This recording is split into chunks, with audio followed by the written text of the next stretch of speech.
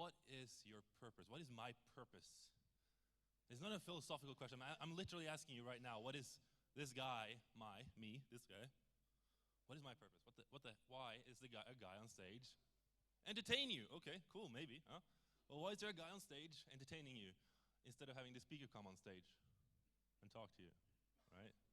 What's the purpose of this guy? Well, I see myself as the guy who says all the great things about these really awesome people that they're way too shy to say themselves, because it's true, they are really awesome and they're kind of shy, even though they talk for about an hour. Secondly, yes, kind of entertain you to build up some suspense. So now I'm talking about purpose, the next person is talking about purpose, while some people are still coming in from the back. And that was it. Huh? Well done, right? Cool. Are you entertained? Great. So now on to the cue card. So the next speaker up, the first speaker of the day, Anne Lair. She's going to talk about future-focused leaders and building cultures of purpose. A little bit about the stuff that Anne Lair is too shy to say about herself that I dug up online. So she lived in Africa for 12 years. Wow, pretty cool, right? She's published 2 books. She has sold 2 companies. She only has 1 kid. But some of her clients are like Facebook and Coca-Cola. So if they listen to her, maybe you should too. So please give Anne a very warm welcome to the stage. Anne Lair.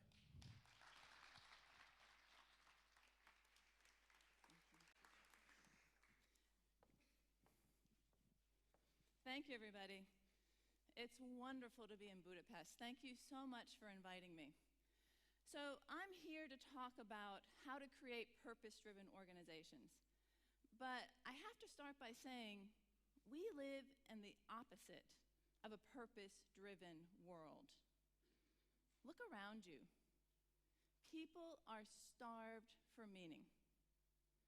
Most people know that their work really doesn't have much meaning.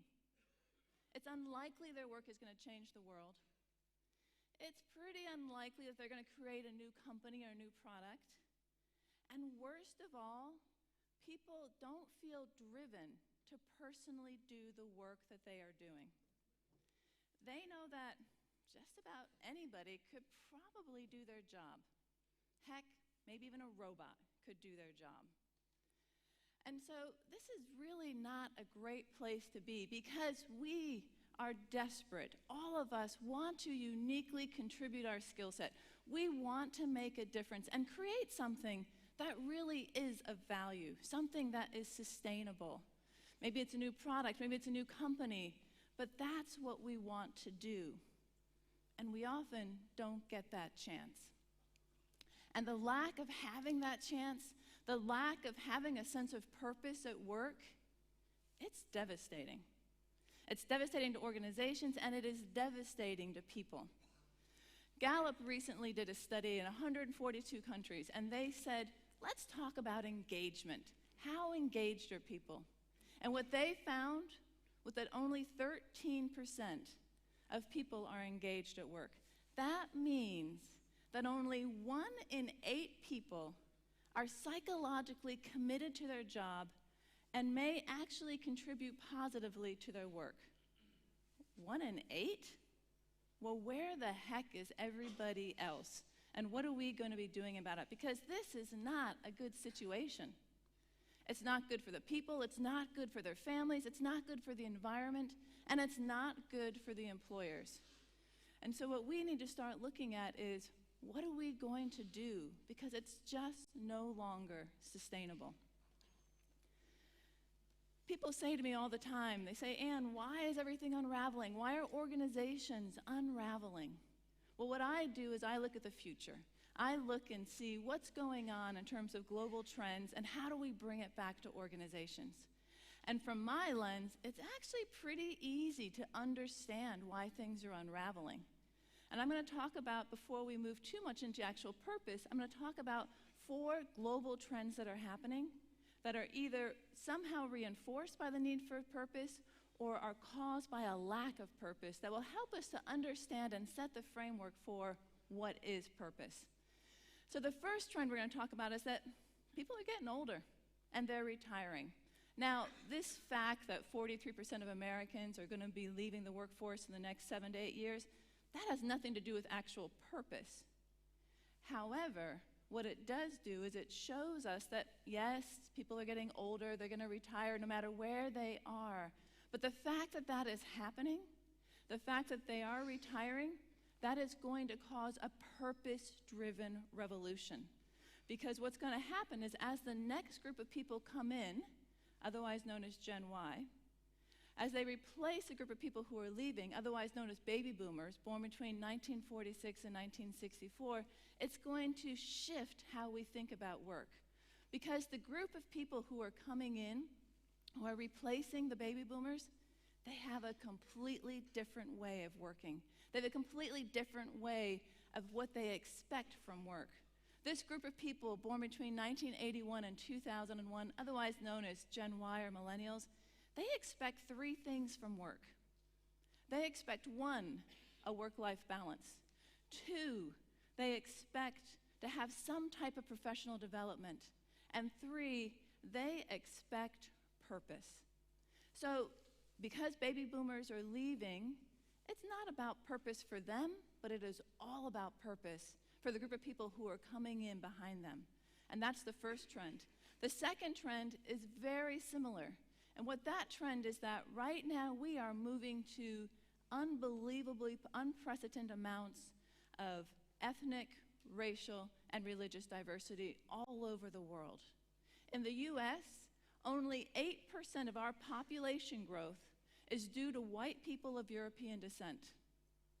This same group of people who used to be a majority in the US is going to be a minority by 2050. That's going to cause huge, huge ripples as we look at the future of work and we figure out what's going on. Because what we need to think about is, what does that mean in terms of where we are going? What I irreverently say is that our current culture, our current workforce was built for and built by what I irreverently call people who are pale, male, and stale. And that might have worked in the past, but it is no longer going to work because our future leaders are demanding and expecting diversity. They are diversity. Because this culture that was created, it wasn't ever built for people like Mark Zuckerberg of Facebook, or Ursula Burns, who is the CEO of Xerox, or even a grassroots leader like Malala. What we have now wasn't built for these types of leaders. And these leaders are turning our workplace upside down. And they are going to make purpose at the center of it. So we've talked about two trends, the fact that people are getting older and the lack of diversity in our current situation. The next two trends I'm going to talk about are actually about what is caused when there is no purpose at work. And the next trend is that right now, women, senior women, who are talented, who are successful, have said, we are out. We are leaving. Right now, we are having an exodus of talented senior women. And the question is, why? Why are they leaving? And the answer is because they can find it somewhere else. If organizations do not value respect, if organizations do not value equality, it's pretty hard for senior women to get to the top. And it's actually what we're seeing. Right now, we're seeing 5% of US CEOs of Fortune 500s are women. And women only hold 16.5% of the next more senior positions. So you can understand when they said, we're done, we're out of here. We are voting with our feet and we are leaving, all types of women from all industries. In the EU, we're only seeing 14% of executives are women. But here's an interesting twist to this. While yes, women started this and they are voting with their feet, men aren't that far behind. Men are also saying, we want something different. We want a place where we also feel like there is respect. And they are starting to vote with their feet as well. Which brings us to the last trend of the four trends that I look at all the time. And this trend is what I call the gig economy, as in G-I-G. I don't mean gigabytes. What I'm talking about, an economy where people work for themselves, where they have short-term, non-contractual basis, selling their goods and services, and they work for themselves instead of being on someone else's payroll. And this trend alone is going to really rock the world in terms of purpose-driven organizations. Because as we start to look at this, 40% of our workforce in the US is going to be freelancers by 2020. In just 5 years, 40% of our workforce is saying, this is where we're going. And that number is growing in Europe as well. So this is a huge trend, not just because of the numbers, but because it's becoming the norm. Elance.com, about a year ago, did a survey of UK-based millennial university graduates, and they said, talk to us about the freelance economy. Tell us what's going on. And here's what they found. They found 3 interesting things. First of all, they found that 29% of UK university graduates said, we think freelancing is part of our career strategy. 38% of those same people said, you know what? We can earn as much money freelancing as we can in the conventional workplace. And 69% of them said, we think that the gig economy, freelancing, is actually going to give us a better work-life balance. That whole term, work-life balance, it was a corporate goal for so long. Lots of people were talking about it. HR was running around trying to figure it out. And it never really got figured out. And yet this group of people, this young group of millennials, they figured out how to get the work-life balance that they want. And it is going to shift and drive our purpose-driven world. So what does all this add up to right now? What it adds up to is that organizations are losing people. They're losing them literally, and they're also losing their souls. Right now, through globalization, technology, short-term profits, right now, we have drifted far, far away from who we are as human beings. We are so connected to our phones, to technology, to the world. And trust me, I am connected to my phone as well. I'm not saying let's not be.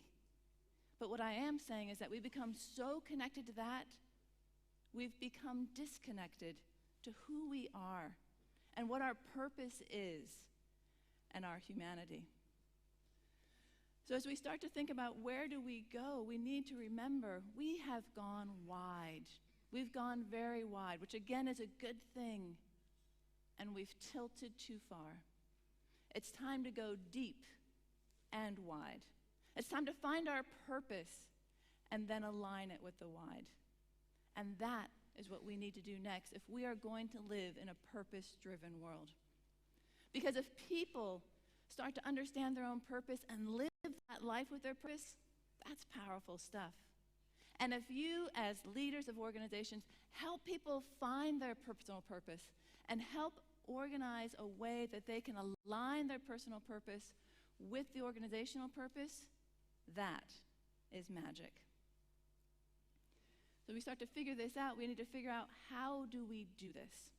Well, last year, I was honored to be invited among 50 thought leaders in the world to say, well, what is purpose? How do we talk about purpose? What does it all mean?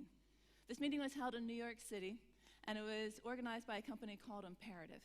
And what we did is we looked at what purpose is. Now, you might think with 50 different people from all over the world, we probably have 50 different definitions of purpose. But actually, you know what? We agreed pretty quickly. Because it seems that, like with great art, people know purpose when they see and feel it. Have you ever had to drag yourself out of bed going to a job that you hated? It was like pushing a rock up a hill. Yet when purpose is behind people's behavior, there's a different sense. It's almost a lightness. People start to feel differently about their work. And it's not just people. Organizations also feel differently. You can tell when an organization is animated by purpose. There's a different feeling, and people want that feeling. And the good news is that that feeling is not just a great feeling. That feeling also drives performance. Annie McKee, who is the founder of Telios Leadership Institute, she studied dozens of organizations and thousands of people. And what she figured out was pretty amazing when we come to looking at leadership and performance. What she found out, though, is that when we feel negatively about work, when we're just like, about work, we actually don't process information well. We're not as creative, and we don't make sound decisions. Yet when we feel animated by purpose, when we're excited about work, the opposite is true. It's pretty staggering to think that how we feel about work will drive our performance. But also what she found out was that as she studied these thousands of people was that there's actually 3 things that makes people feel good about their work, that makes them want to come back to work.